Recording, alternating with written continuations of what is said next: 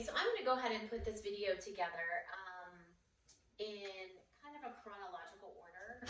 So I have 30 different exercises that you can actually go through, and I would definitely do those in order, starting out with very easy and then progressing to a little bit maybe heavier weight type exercises. Every exercise, something that you need to remember when you have sciatica issues is doing as much as you can on one side and then the other side. A lot of times when you hinge forward and you're just hinging that upper body forward, you're putting a lot of pressure on both sides of the lower back. And believe it or not, you would think both sides of the lower back, that would help relieve the one side because the other side is being engaged. It actually aggravates it more. So individualizing it and doing one side is a little bit less pressure on the back. And then doing the other side and kind of alternating that back and forth. So I'm going to start out pretty easy. We're going to actually start out on the floor, and then I'm going to get you up into what's called a tabletop position before I actually get you to any kind of standing position. So like I said, there's 30 exercises. Let's say you go through the first 10 and you feel like that's enough for like a week. You could actually do those 10. I would recommend doing them in minimum 2 days per week. If you have time, I would do 3 days per week.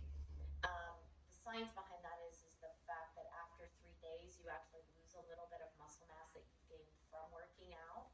So 2 days a week, you would lose a little bit of that until the following week. But if you broke that up into like a Monday, Wednesday, Saturday, or a Tuesday, Thursday, Sunday, that would guarantee that you're progressing and that you're making those muscles stronger. So the goal is to get the tendon strong, which is the first about 3 weeks, and then progressing into getting the muscles stronger. So the stronger that your supporting muscles as well as the muscles of the lower back get stronger, then the sciatica will not flare up as often because you've got nice strong muscles to support that. I will be focusing more on your core, your back, hamstrings, and glute area because those are the areas that are a little bit more important for you with the sciatica issues. I will throw in a couple biceps and triceps and kind of show you how to do those properly. That doesn't bother that sciatica at all. So the very first exercise we're going to start with is called knee pulls, and you'll actually do those lying on your back. So you're going to get down on the floor, you're going to lie down on your back. I'm going to back up here a little bit. And like I said, you want to do individual sides. Upper body's nice and relaxed, shoulders are back and down. You're going to bring your right knee in, and you're going to lift your upper body up by rolling through the spine, keeping that core nice and strong. You're going to place the hand on your knee. You're going to place the opposite hand on the ankle. As you pull that knee in, you're going to bring the upper body up. You're going to lower that leg down and then switch. So when I first start out doing this, it's nice and slow. It's nice and controlled. I'm really focusing on not hyperextending that back, engaging that core. So like I said, you can start out kind of slow the first couple times you try this. Then you can pick up a little bit and alternate. As far as the breathing is concerned, you want to inhale with one side and then exhale with the other side. The faster you go, the more it becomes a core exercise or an abdominal exercise. The slower you go, the more it becomes more of a back relieving, and then that abdominal muscle is more of a secondary muscle that you're going to be doing. So like I said before, knee pull nice and slow, keeping that opposite foot on the floor with your knee bent and alternating here, and then getting to that point where you're alternating and extending that opposite leg out, pulling that upper body up as you're pulling that knee in. So that's number 1, knee pulls. The second one is rocking side to side. So you're going to lie back down again. You're going to pull those knees into your chest. A couple different options here. Lift that head up a little bit, tuck that chin in, and you're literally rocking side to side. So I'm going on the left side of my spine to the right side of my spine, left and right. If you feel too much in your neck, lower that head down and just do the legs. If you feel your back, you can make that rock just a little bit less. I would do about 20 on each side. Then rocking forward and back, again, you can pick that head up, tilt that chin in, and you're gonna rock forward and back. I always say here the goal is to go down to the tailbone, and then when you're coming back, you at least come back to the bottom of the shoulder blades, or even a little bit more. But again, lifting that head up, tucking that chin in as you're rocking forward and back will keep that curvature of the spine, which will actually cause that lower back to be nice and relaxed. So between the knee pulls, the rocks side to side, and the rocks forward and back, I would do, like I said, roughly 20 or 30 reps of each one of those. Should not bother you whatsoever, and like I said, they're very basic. The fourth exercise kind of advances the knee pulls for you. So instead of having a bent knee, you're actually going to have a straight leg. So your leg is straight, opposite leg is on the floor. Lift the head up, tilt that chin in. You're going to pull that leg towards you, lift the upper body up, right? Because you want to engage those abdominals. Lower that leg down, and then switch. So at first, you might be here, hands behind the knees, gently pulling those legs. As your hamstrings get more flexible, more reps you do here, you might be able to grab the calf.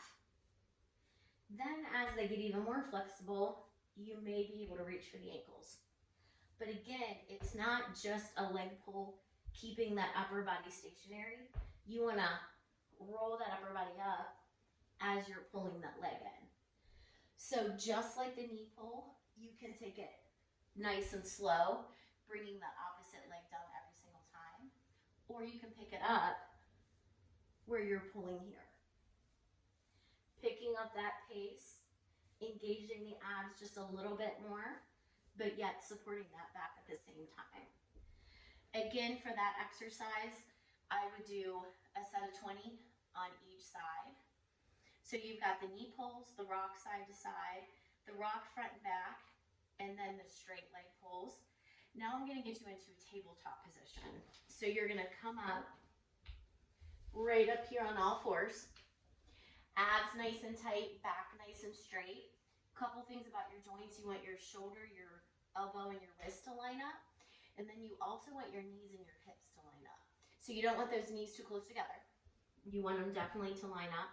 If you make them too wide, just a little tip when it comes to your back, anytime you take your legs really far out, you're going to definitely open up that lumbar spine, and it could aggravate that sciatica to kind of start to come into play.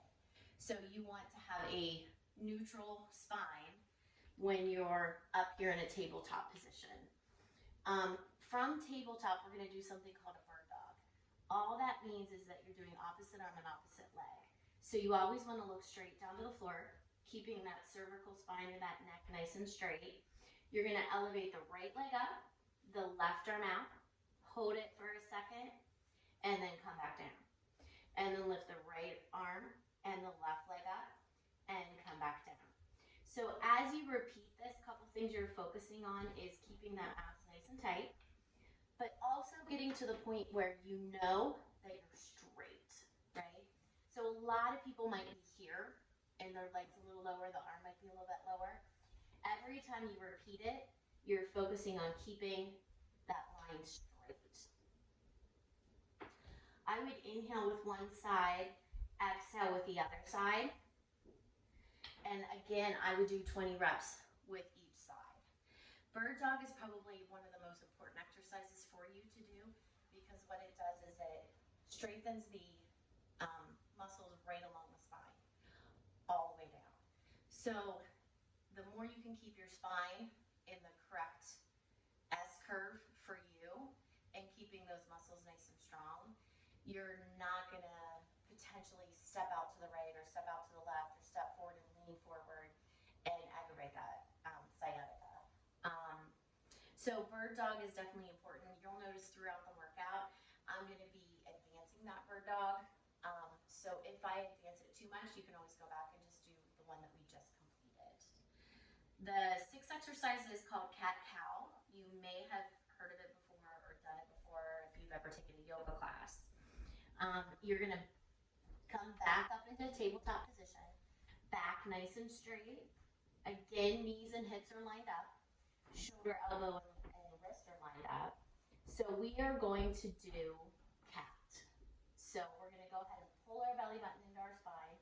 We're gonna arch our back. We're gonna tilt our chin right down toward our chest. We're gonna hold it there for a second. We're gonna drop back to neutral. You're gonna look up at the ceiling and you're gonna focus on sticking your glutes out. That will cause a slight hyperextension of the back, and then we're gonna go right back to neutral. Then we're gonna tuck that chin in, arch that back, tuck that belly button into the spine, come back to neutral. Then look up at the ceiling, let those glutes elevate up, and then let that lower back arch just a little bit. So a couple tips on this one as well is if cow bothers you with that little bit of that curvature on the lower back, what I would recommend is that you stay in cat position right here with the tilt of the chin, arching that back for about 15 seconds. Come down into cow for about 2 or 3. Then come back up into cat, stay there for about 15 seconds, and then again, go back into cow position just for a few seconds. As you keep repeating this exercise, you'll notice you might be able to stay in cow just as long as you're able to stay in that cat position, and that means that your lower back is progressing. So now we're gonna go ahead and go back into bird dog, which is that opposite arm and that opposite leg. The only difference is you're gonna grab a weight. Right now what I have is like a 2-pound weight. I would recommend anything under 5 pounds on this one, just to slowly build those muscles along the spine. So you're gonna come right back down into tabletop, abs nice and tight, back nice and straight, looking down at your mat or the floor, keeping that cervical spine straight. You're gonna inhale, lift the arm and the leg up, and then come right back down. I would stick with the same side. I would not alternate this one. So you're gonna wanna do about 10 reps with the right and the left leg elevated, and then 10 reps with the left arm and the right leg elevated. The reason why I'm saying don't alternate this one is because it's a swinging motion. So if I had both dumbbells down here and I'm in tabletop and I'm doing right arm, left leg, right arm, left leg, because I'm swinging so much, I might go a little bit too quickly. So focusing on opposite arm, opposite leg for about 10 reps and then switching will allow you to focus a little bit more. Again, if adding even a 1-pound weight is a little bit too much for you, I would just stick with that original bird dog where we're not holding weight whatsoever. So those are your 7 exercises. And then the 8th one is a child's pose. So with a child's pose, you're gonna lean back, allow those glutes to come down to your heels. You're gonna allow that upper body to come all the way down, reach those arms out, and you're gonna drop your head right down between your arms.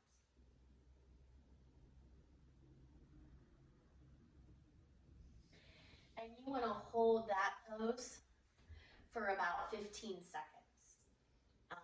That allows you to experience your back to be relaxed and almost going through a stretching section of that back. So when I lower my glutes down to my heels, that allows the stretch to start in my lower back. And then when I drop my head between my arms, that allows me to also stretch the upper part of my back and the middle part of my back at the same time.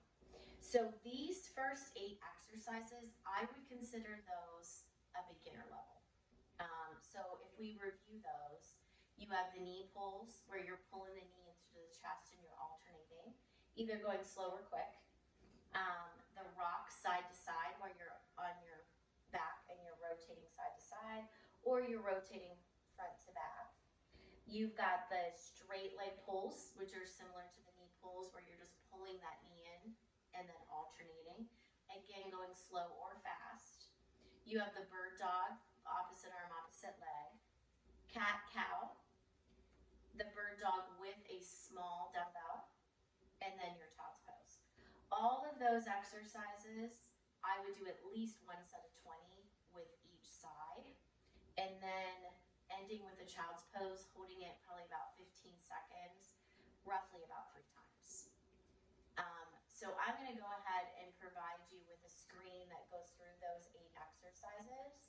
Like I said, if you want to try those for about a week or 2, if you try them and you're like, I think I'm a little bit more advanced than that, then you can go ahead and keep going with the workout.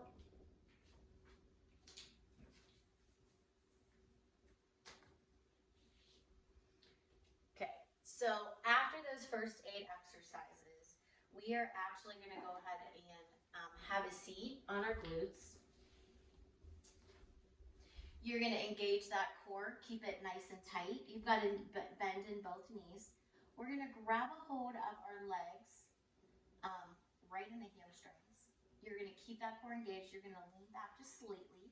I want you to lift one leg up, see what it feels like, right? If you're here and you can feel that lower back a little bit, take those arms straight out and just hold. So right now I'm engaging my core, which includes my abs, my back, and my hips, with that one leg elevated. Then I can lower it back down, sit up nice and tall, grab a hold of the hamstrings, roll back a little bit, lift the left leg up, keep it bent, arms straight out and hold. Lower the foot down, and then come up nice and tall. So if you choose to do one leg at a time and alternating that, I would hold it for anywhere between 5 to 10 seconds, whatever you feel comfortable with. And I would do roughly 5 to 6 reps with each leg. If you feel like you can do both legs at the same time, it's the exact same exercise. We're just lifting one leg at a time, but then ultimately both. So hands are behind the legs or right in the hamstrings. Roll back, keep that core nice and tight. We're going to lift the right leg up, lift the left leg up, and then arms straight out. So your focus right now is keeping the abdominals nice and tight, pulling that belly button into the spine and holding it. Again, as I said at the beginning of the video, doing one side at a time is really important.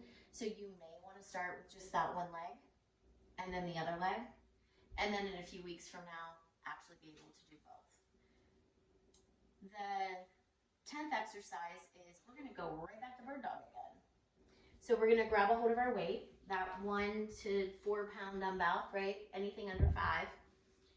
And we're going to do opposite arm and opposite leg. So we're going to come back into our tabletop position. We're going to inhale, we're going to extend our left leg out. We're going to extend our right arm out. And what you're going to do is you're going to pull that knee into your chest, bring the weight to the knee, inhale, extend out. Pull it in, inhale, extend it out. Pull it in, inhale, extend it out. So what you're doing is you're relaxing the back by pulling the knee in and then bringing that weight to it, but you're also doing an abdominal crunch while you're in that position.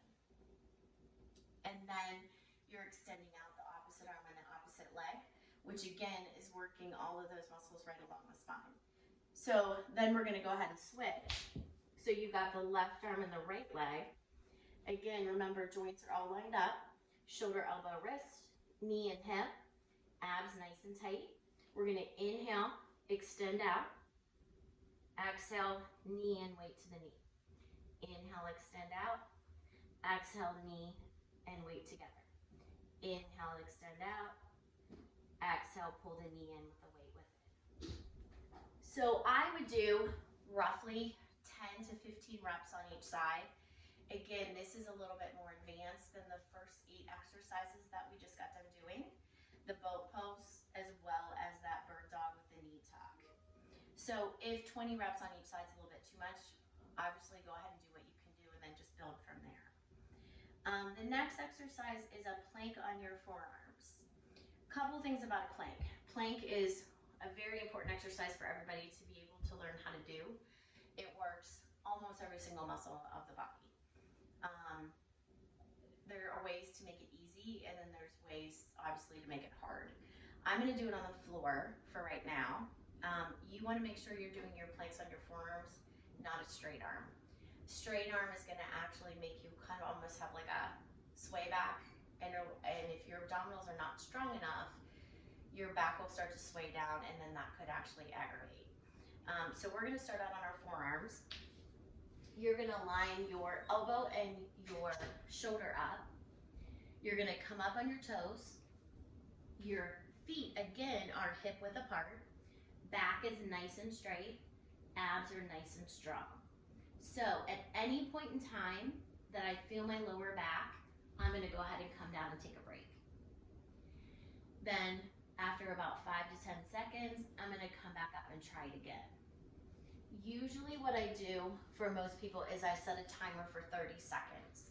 In that 30 seconds, you can come down as many times as you want. Just try to last 30 seconds. So you might come down and come back up 10 times, no big deal. The next time you try it, maybe it's 9. The next time you try it, maybe it's 8. And then eventually get to the point where you can actually hold a plank for a full 30 seconds. Now, holding a plank on the floor, if it is too hard for you, just elevate yourself up. So whether you have a chair or you have a desk or a table that you can place your forearms on, and you can come up on your toes, anytime you're elevated, it's gonna take away some pressure on that lower back. So if you need to start out in a standing, in a more elevated position, I'm just gonna show you here on my coffee table. You can actually place your forearms in an elevated position, step back, keep that core nice and tight, but I'm not putting as much pressure on my lower back. So if you need to start out here, go ahead. Again, I would time yourself for 30 seconds. If you need to come in and stand up every once in a while during that 30 seconds, just like on the floor, no problem at all.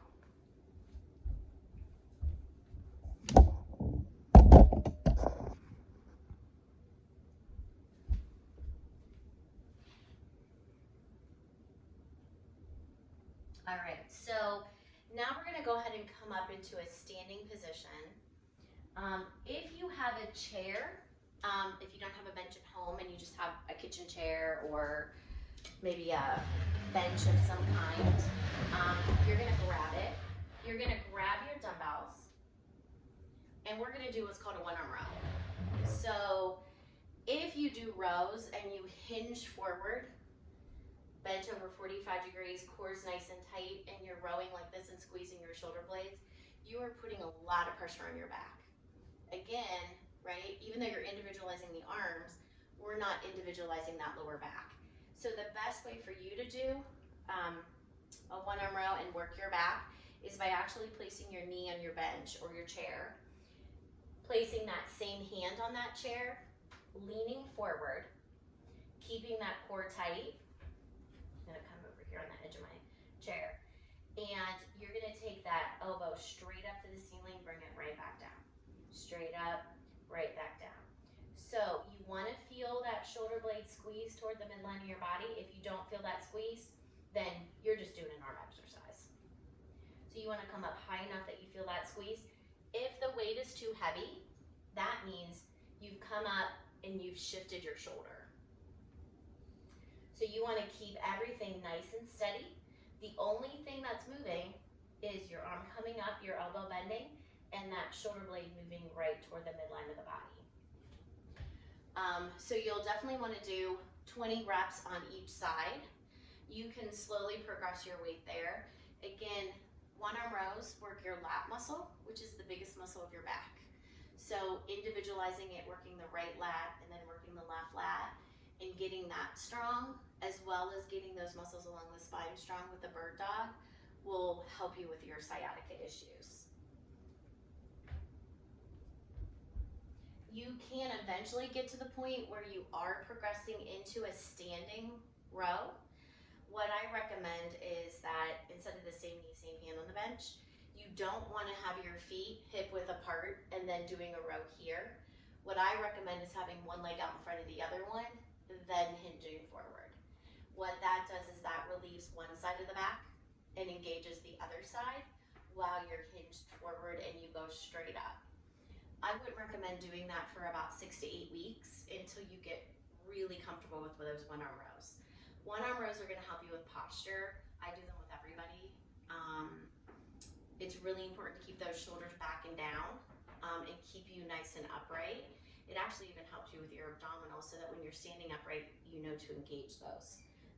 So you can progress from a one arm row with the same knee, same hand on the bench, into, I call this a staggered stance instead of a hip width or a shoulder width stance, right? These stances with you hinging forward is gonna put way too much pressure on your lower back.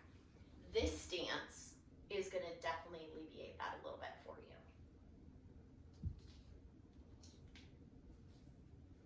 Okay, so we're gonna come back down onto the floor.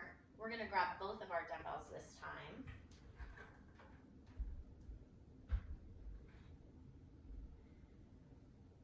And once you're down here, you're gonna pull your knees up 90 degrees. So anytime you're lying on your back and you're working your upper body, you wanna make sure that you have those knees up 90 degrees. Whether you're working on a bench, you're working on the floor, that will actually force you to lower that lower back down into the mat, into the bench, into the floor, and it will relieve any kind of pressure that you might put on that lower back by lifting heavy weights or pressing heavy weights. So if we do like a chest press or a chest fly, for example, you're gonna wanna come down on the floor, knees 90 degrees, weights at your side. You're gonna press up, bring those weights together at the top. So doing a chest press, right, will help you with your posture of doing all of those rows. So I threw that chest press in there, even though it's not necessarily a sciatica relieving exercise, it's a superset exercise that will help you with your posture. You can also do chest flies here with a soft elbow, taking those weights out to your side. Just remember to always have those knees bent.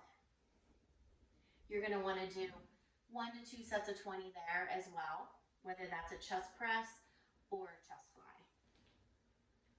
You can, over time, just like the one arm rows, that staggered stance, you can have a staggered knee in.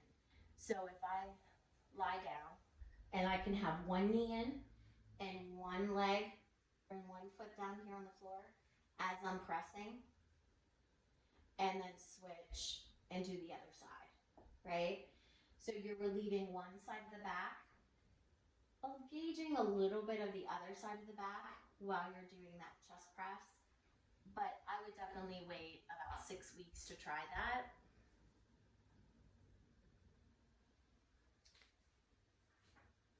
All right, so one more exercise, which I would consider level 2 exercises, and then we're gonna go into what I would consider level 3 exercises.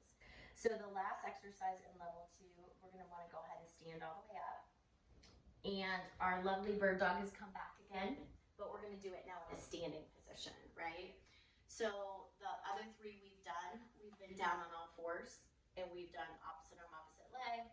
We've done it with weights. We've done it with a knee tuck.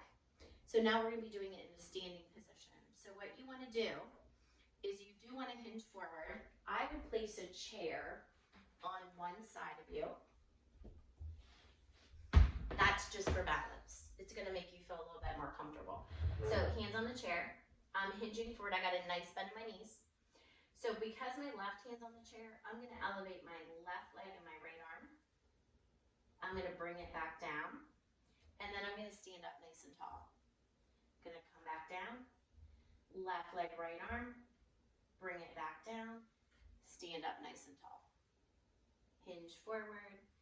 Left leg, right arm. Bring it back down. Stand up nice and tall. Then you wanna do the exact same thing on the other side. So if my right hand is on the chair, I'm gonna go ahead and hinge forward. My core is nice and tight. My back is nice and straight. I'm gonna elevate my right leg, left arm, lower back down, and then stand back up. And then just keep going with that exercise on that side. Here's where you can choose how many reps you wanna do, right? So first few weeks, you might just wanna do maybe 5 or 10 on each side. The goal again is to get 20 reps in of most of these exercises. The reason why I have you bending forward and doing this and then standing up nice and tall. Standing up nice and tall is a reset for you. So if we stayed down here and I had you do 10, 15, or 20 in this position, again, that's going to aggravate the lower back, which could potentially aggravate your sciatica. So by coming back up, standing up nice and tall, reset the body, engage that core again, lean forward, lift opposite arm, opposite leg, bring it back down, come back up and reset. So that's the last exercise I would say for level 2 for you. So we're going to go ahead and we're going to move into level 3. What I would recommend is if you go through level 1 and you do it for a few weeks, maybe week 3 and 4, you would add that level 2 in addition to the level 1. Eventually that level 1 series will become your warm-up. And then the level 2 will become more of like the work phase for you. Level 3, if you did, 2 to 3 weeks at level 1, and then the next 2 to 3 weeks at level 2, then the next 2 to 3 weeks after that, adding into level 3 in there, will give you a completely thorough workout where you're slowly warming that body up, progressing it through the different levels until you get to the more advanced level throughout the whole entire workout. If you do this whole entire thing and you do 20 reps on each side, give yourself a good 30-second rest in between, if not a minute. It could potentially take you about 45 minutes to get through this whole entire program. So we're going to go ahead and move into level 3.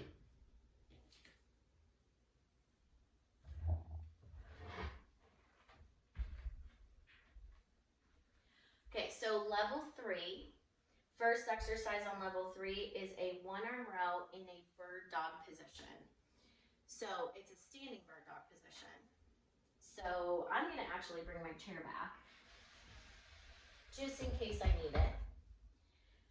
I have my dumbbell. So I'm going to keep my core nice and tight. I'm going to hinge forward, place my hand on my chair. I'm going to elevate my left leg because now I got the weight of my right arm. I'm going to look down at the floor, keep my cervical spine nice and straight, core is nice and tight. Take my elbow straight up to the ceiling. Again, not moving my shoulder, but moving my shoulder blade toward the midline of the body. The only thing that's moving is my arms.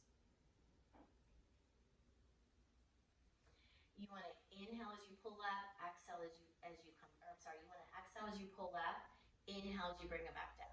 So you always want to exhale when you feel like you're working in the exercise, and then inhale when you feel like you're not working. So an example, like a row would be an exhale, inhale. A chest press, you would want to exhale when you press up, and then inhale on the way back down. So with the exercise where it's hard, make sure you're exhaling, and then a little bit easier phase, make sure you're inhaling. So a couple different things on this exercise. Just elevating the opposite leg up engages that back, right? Staying here actually helps you with your stabilization. So inside your muscles, you have stabilizers. So not only do you have to get the muscle strong, but you have to get the balance of the muscle strong. So that's what we're working on right here is how long can you stay in this position, keep everything engaged, and then also do a row at the same time. So again, 5, 10 reps on each arm, building yourself up to 20 reps per arm. A modification for this one could be that staggered stance that we talked about before. So instead of picking that back leg up, you just have it behind you, then lean forward, place your hand on the bench, and then take that elbow straight up to the ceiling. So you could work on that until you get 20 reps in, then lift that back leg up. Just all depends on how that exercise feels for you. Push-ups on your knees. So I'm going to go ahead and move my chair. I'm going to come down on my knees. I'm going to place my hands a little bit wider than shoulder width. Push-ups on the knees is kind of my pet peeve. A lot of people do tabletop, and then what they do is they go straight down, and their glutes are up in the air, and they're really not pushing that upper body up. So what I typically recommend, I'm going to back up a little bit, is you're on your knees, but you also want to lean forward. So now I'm on the top of my quads. So I'm no longer on my knees anymore. My hands are a little wider than shoulder width. And I'm gonna lower myself down and come back up. So I'm gonna inhale down, exhale up. Inhale down, exhale up. So by being on your knees is eliminating the stress of the lower back. I would not try coming up on your toes at all. Different ways to make push-up harder is as you're doing more repetitions and the exercise gets a lot easier for you, you can actually do pulses. So you would come down here, right? Come up on your quads, come down to the floor, come halfway up, then go all the way up. Halfway up, all the way up. So there are ways to make that harder without aggravating that sciatica. So I do not recommend that you do push-ups on your toes at all.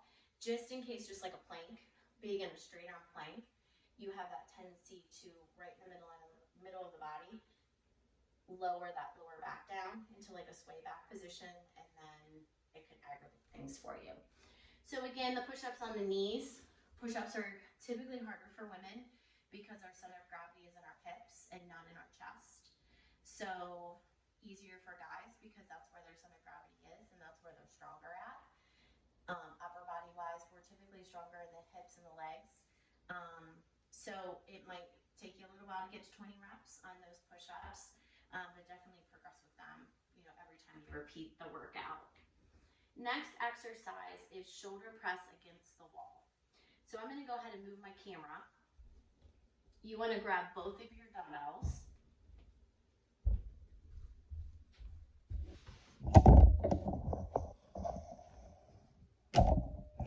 And you're just going to find a wall that you can actually place your back against, right?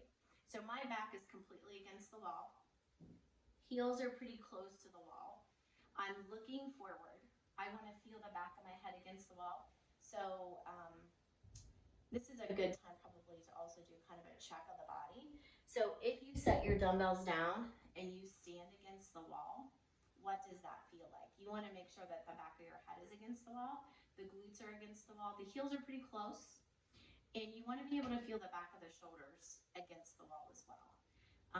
If you can maintain that position, then that's what you're going to want to do while you're doing a shoulder press. So we're against that wall. We got our weights right above our shoulders. We're going to go ahead and exhale. We're going to press the weight up, bring it together, and then come back down. What this does is this forces your body to be in the position it should be in. So as you're pressing up, if I'm not against the wall, I may have a tendency to arch my back while I'm pressing, especially if the weight gets too heavy. Or I might have a tendency to actually come up on my heels as I'm pressing that weight up. This makes me relax the back so that my focus is just my shoulders. So you're going to want to do about 1 set of 20 on that for those shoulder presses. The next exercise is a staggered stance bicep curl. So the staggered stance, we did that. With this staggered stance, we did that with one arm rows. So we're going to just do it with our bicep curl. So you're going to take one leg out in front of the other one, keep that core nice and tight, arms glued to your side. You're going to curl all the way up to your shoulders, all the way back down. All the way up to your shoulders, all the way back down. I would do 10 with the one leg out in front, and then switch it and do another set of 10.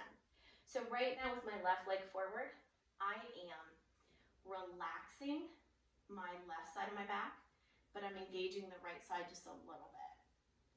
And then I'm switching and doing the same thing.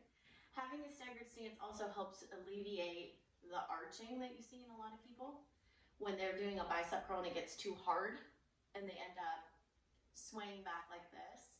If I have a staggered stance, even if my weights get hard, I'm going to have a hard time making myself go backwards, and I'm going to feel it right away. So 1 set of 10, 1 set of 20 with each leg forward, depending how comfortable you feel with that. Prone tricep extension. So prone just means we're going to lie back down onto our back.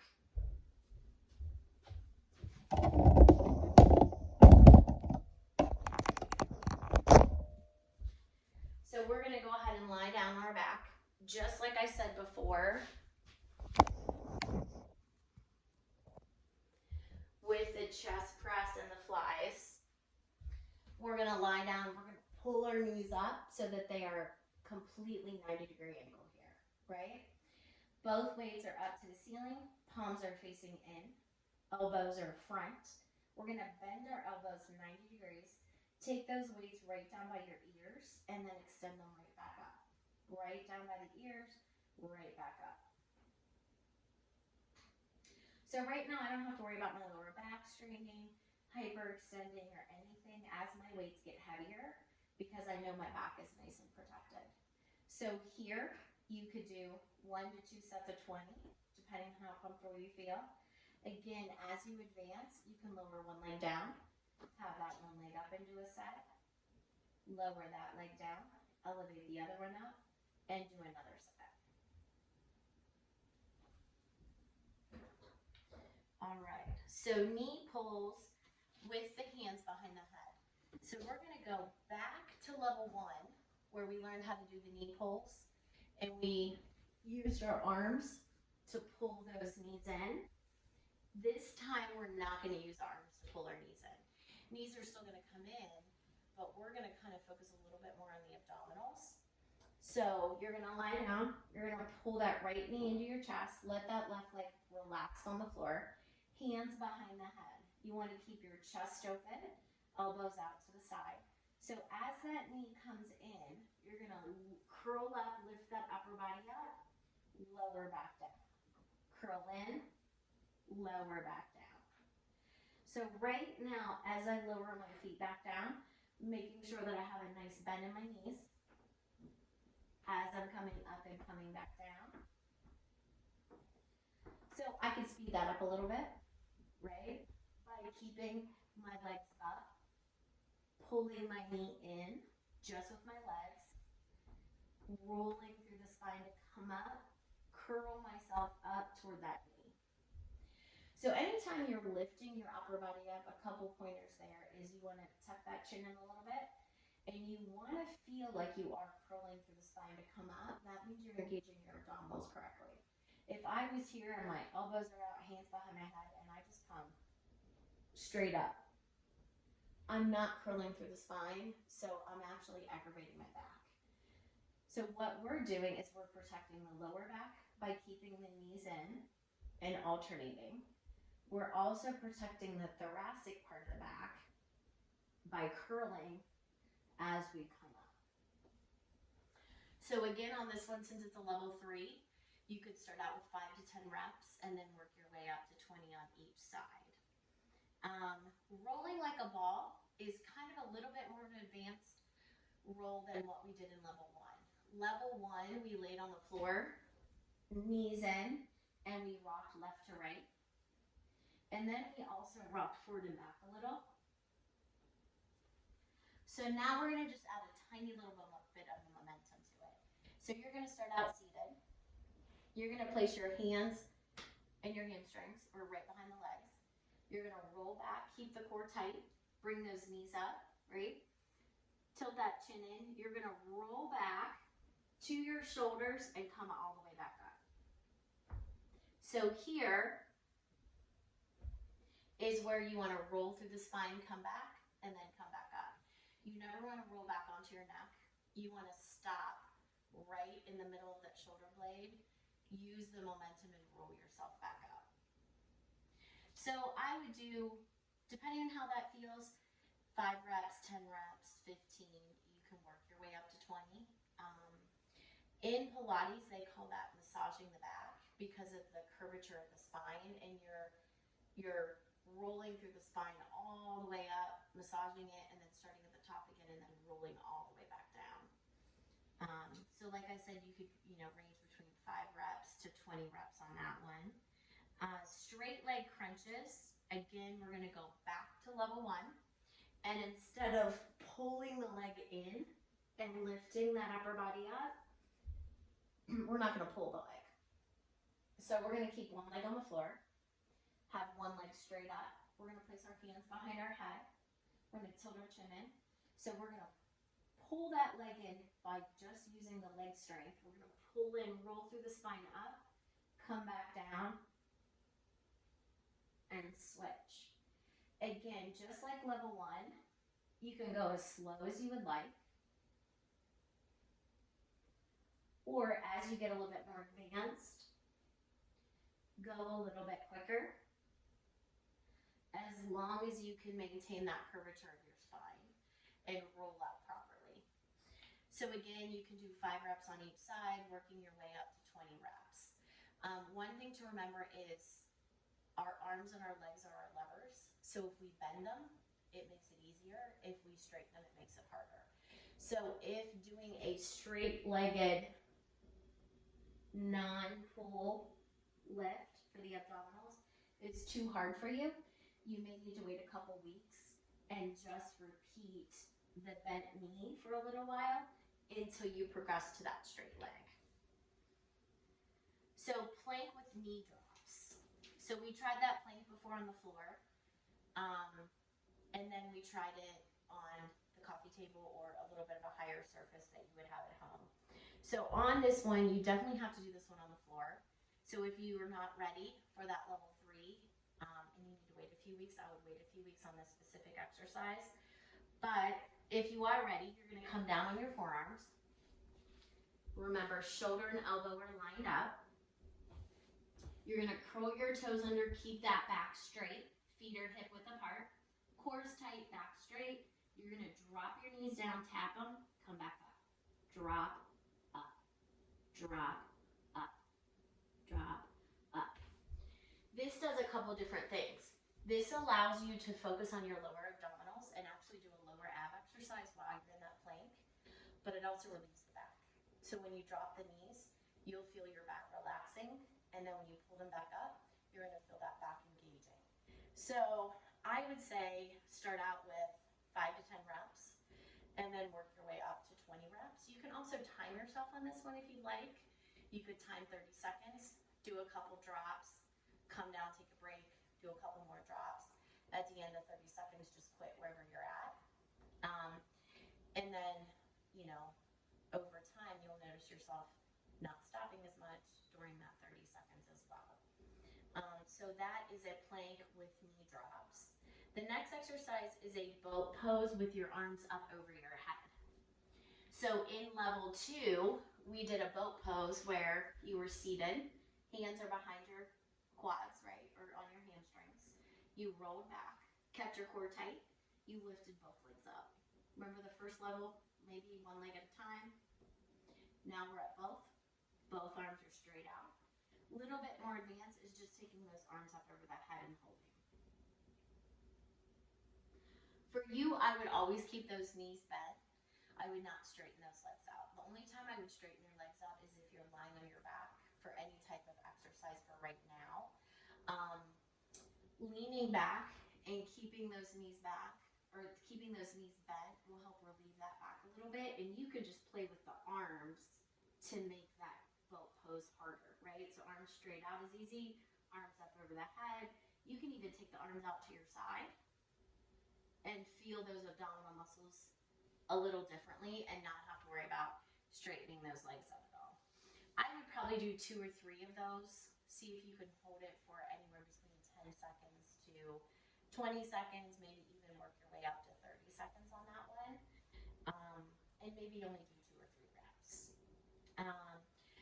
The next exercise is cat-cow, which is what we did in level 1.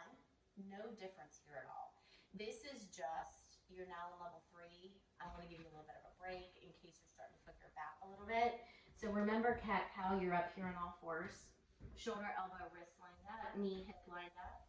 You're going to arch that back, pull that belly button in, tilt that chin right down toward the chest.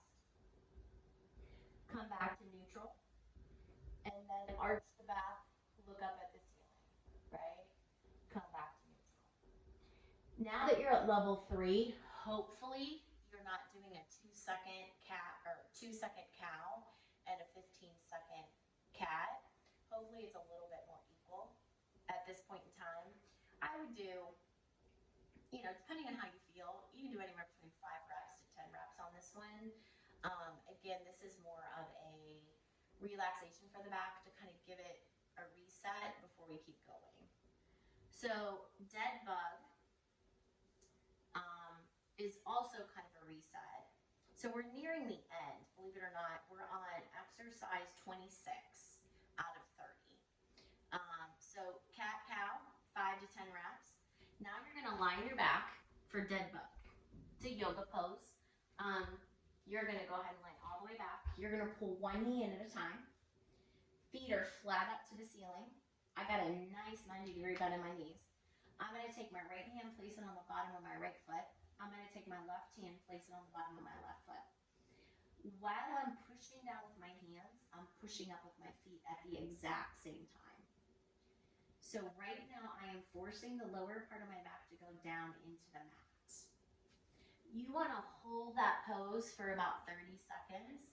This again is just like cat-cow, where we're resetting the back, doing a nice stretch, or nice relaxation. You could repeat that 2 to 3 times, but I would definitely hold it for 30 seconds.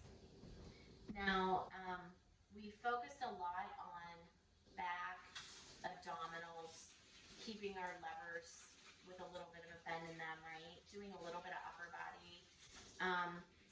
One thing that's really important, a lot of people with sciatica, any kind of lower back issue, they forget about strengthening their glutes.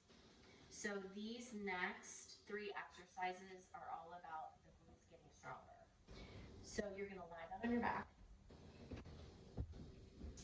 You are going to place your feet on the floor. You want to make sure that your heels do not come really close to your glutes. So you want to have a nice space there. Abs are nice and tight, arms resting at your sides. You're going to peel off of the floor 1 vertebrae at a time, elevating those glutes up, squeezing those glutes, and just holding it there. So you're going to want to hold it for about 30 seconds. I would do probably 2 to 3 reps of that.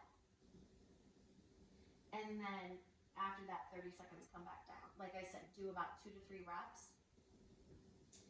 Now we're going to go ahead and we're going to elevate our right leg up to the ceiling. You can keep that foot neutral. You can flex it, whatever you're comfortable with. Arms resting at your side, left foot flat on the floor. We're going to inhale. You're going to peel that vertebrae right up off the floor. Squeeze the glutes and hold it. Now we're focusing on the left side of the glute. Hold it for anywhere between 10 seconds to 30 seconds, and then go ahead and slowly come all the way back down. Then we're going to switch it. Left leg up. Again, foot neutral, foot flexed. Pushing down with that right foot. We're going to inhale, peel that spine right up off the floor, engage that right glute, and hold.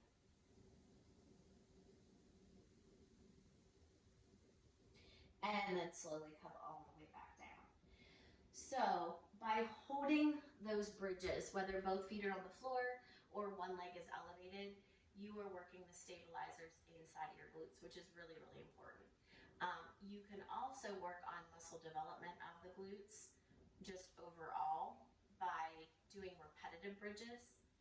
Some people call those glute lifts. So if both of your feet are on the floor, you got a good space between the glute and the heel.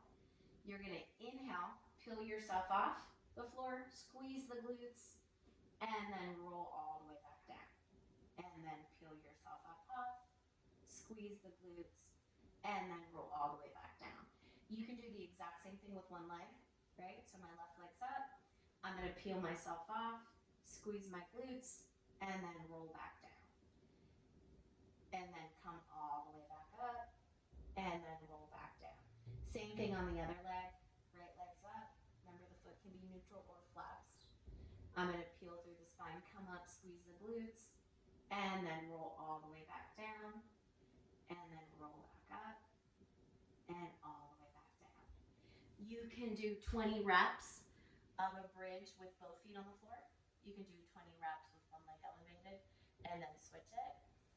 I would work yourself up to being able to do both, because like I said before, you want to work on the stabilizers, and you also want to work on the overall muscle strength. So the last thing I have is for you to do that dead bug again, right? You can do cat-cow again if you would like, and then also do the dead bug. But dead bug is lying down, knees are bent 90 degrees, hand on the bottom of each foot. You're gonna push down with your hands, push up with your feet at the same time, and just hold it there. Should feel like you could hold it here for a really long period of time. Like I said before, I would definitely do 30 seconds, and then I would repeat that 2 to 3 times. And then that's the end of level 3. So if you notice in level 3, I also added kind of a cool down feature too, with the cat-cow, the dead bug exercises that will kind of help cool you down as well. So when you're ready to put level 1, 2, and 3 all together, you have a nice warm up, getting through level 1, and then at the end of level 3, you're doing a couple stretches at the very end as well. Should be able to get to the point of doing level 1, 2, and 3 probably within, I would say, 6 to 8 weeks without a problem at all. I wouldn't focus on, doing a ton of weights at this point in time. I'd like to kind of see how you get through these 3 levels and how it feels and if it actually relieves the sciatica at all before you progress into actual strength training. So right now what we're trying to do is individualize your sides, figure out, can you get through all 3 levels, and can you modify as much as possible to alleviate that sciatica issue, add a small amount of weights to a few of the exercises you're doing, and see how you feel at that point in time. So at the end of the video, I'm just going to go ahead and throughout the video, I'm going to try to put level 1 at the end of level 1 and list all those exercises for you. Level 2, list all of them. Level 3, list all of them. And then at the very end, I'm just going to go ahead and list all of them together, so then that way you also have a visual of the names of each one of those. And then feel free to reach out to me if you have any questions. I'll go ahead and give Kathy my information that you can reach out to me if you have any questions on any of the exercises. But as of right now, you are done. Take care, and hopefully talk to you soon.